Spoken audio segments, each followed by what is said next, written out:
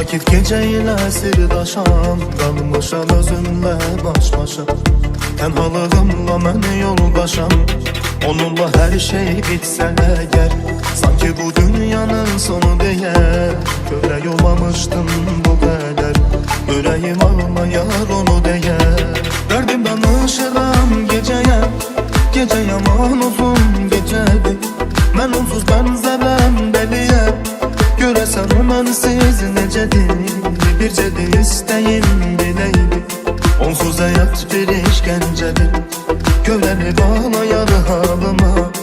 Ürəyi incədən incədir, dərdim danışıram gecəyə. Gecə yaman uzun gecədir, mən onsuz bənzərəm dəliyə. Görəsən o mənsiz necədir, bircə də istəyim biləydi. Onsuz həyat bir işgəncədir, gövləri bağlayar halıma.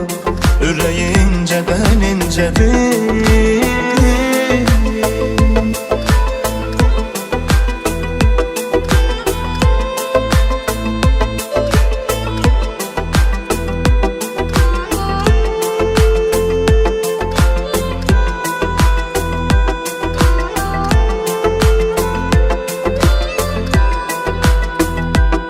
Sirimi kimsə yox danışam, bu sakit gecə ilə sirdaşam, qalmışam özümlə baş-başa.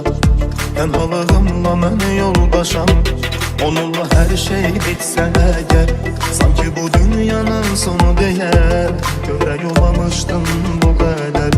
Ürəyim ağlayar onu deyə, dərdim danışıram gecəyə. Gecə yaman uzun gecədir, mən onsuz bənzərəm dəliyə. Görəsən o mənsiz necədir, bircə də istəyim biləydi.